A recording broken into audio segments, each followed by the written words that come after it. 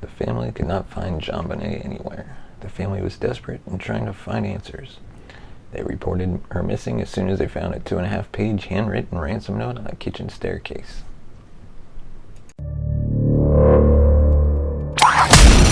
Welcome to an all-new season of the True Crime Never Sleeps podcast. This season, we dive into the most horrific unsolved murders in history. From the Black Dahlia murder to the unsolved murder of the Lady of the Dunes. Join us every Tuesday on YouTube or your favorite podcast platform. As always, we thank you for listening.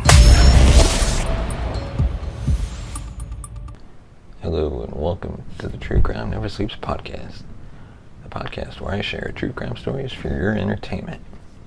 I'm your host, Larry Elise, and after reading about true crime stories, I condense all the content and bring valuable information to you. This week we continue our new season focusing on unsolved murders. This week we're diving into the unsolved murder of JonBenet Ramsey. To stay up to date with all our content, follow us on Twitter at TrueCrimeNS or find us on YouTube. Just search True Crime Never Sleeps.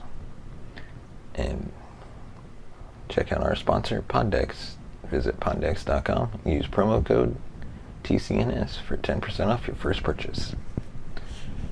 Let's get into today's episode.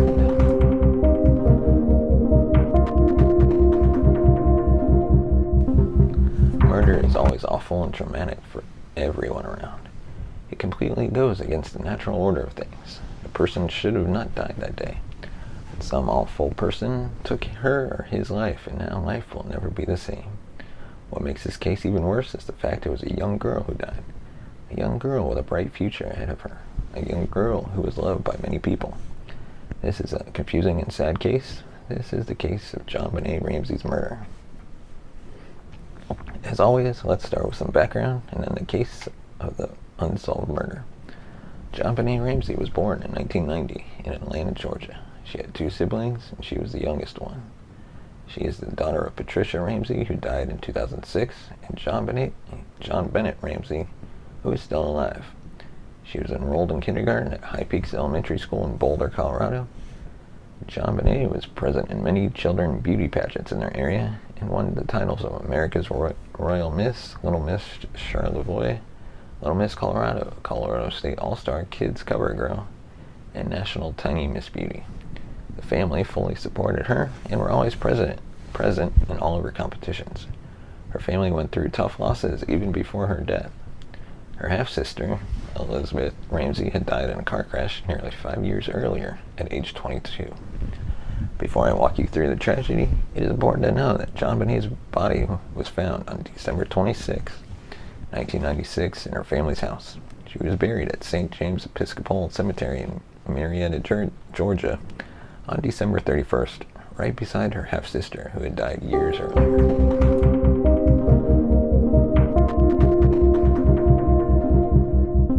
The family could not find JonBenet anywhere. The family was desperate, trying to find answers. They reported her missing as soon as they found a 2.5-page handwritten ransom note on the kitchen staircase at the Ramsey's family home. The note demanded $118K,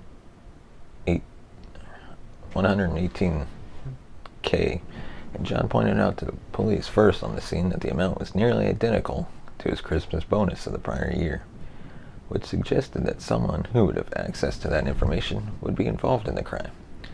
It seemed like it was someone close to them who took her away from them, but even with the note, they still had no signs of their daughter.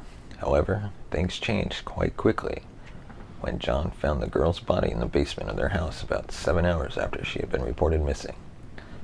It felt quite strange that they said they looked everywhere, but the body was right inside of their home. JonBenet had sustained a broken skull from a blow to the head and had been strangled. A garrote was found tied around her neck. It was an awful death with a lot of violence involved. This did not seem like a regular crime, if we can even describe something as a regular crime. But she was violently killed and had no way to protect herself. The autopsy report stated that the official cause of death was asphyxia by strangulation associated with craniocerebral trauma, and as we can expect, her death was ruled a homicide. Even though the case hit national news, the crime is still unsolved and remains an open investigation with the Boulder Police Department. The police suspected that the letter was written by either one of the parents in order to cover up the murder, and that they staged her body to make it seem like it wasn't them who committed the crime. 2 years later, in 1998, the police and the DA said that JonBenet's brother Burke, who was 9 at the time, was not a suspect. A weird fact that made her parents even more suspicious was that they gave several televised interviews, but resisted police questioning except on their own terms. It was 6 years later that some files, dated to 1999, revealed that a grand jury had recommended filing charges against the Ramseys for permitting the child to be in a threatening situation. John and Patricia were also accused of hindering the prosecution of an unidentified person who had, quote, had committed the crime of murder in the first degree and child abuse resulting in death. However, the DA determined that there was insufficient evidence to pursue a successful indictment. With that theory down, the police went on the route that an intruder committed the crime, and some evidence traced the DNA from an unknown male. The family had their DNA taken, and they were all clean. The DNA was not theirs. The DA sent the Ramseys a letter of apology in 2008, declaring the family completely cleared by the DNA results. But in 2009, the police took the case back from the DA and reopened the investigation. That is when national and international media coverage of the case focused on JonBenet's brief beauty pageant career, as well as her parents' wealth and the unusual evidence found in the case. Media reports questioned how the police handled the investigation. Ramsey family members and their friends have filed defamation suits against several media organizations. To make the case even more confusing and hard to deal with, John Mark Carr, a 41-year-old elementary school teacher, was arrested in Bangkok, Thailand in 2006 when he falsely confessed to murdering JonBenet.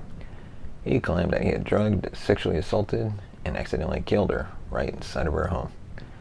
But according to CNN, authorities also said they did not find any evidence linking him to the crime scene. In his confession, Carr had provided only basic facts that were publicly known and failed to provide any convincing details. He claimed that he had drugged JonBenet. His claim that he had drugged JonBenet was doubted because the autopsy indicated that no drugs were found in her body. The DNA samples that were taken from Carr did not match DNA found on JonBenet's body.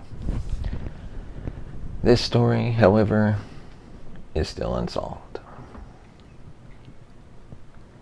And that's a wrap for today's story. As we should all agree, crimes are never good and bring sadness to countless people. True crime never sleeps, and I'm here to bring you the best stories full of details and knowledge. For more information on the podcast, follow us on Twitter at TrueCrimeNS, and subscribe to the podcast on your favorite platform.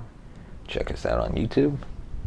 This show is made possible by our sponsors, Poddex. Go check them out today at poddex.com and use promo code TCNS for 10% off your first order. Thanks for listening and watching, and we'll see you next time. Thank you for listening to the True Crime Never Sleeps podcast.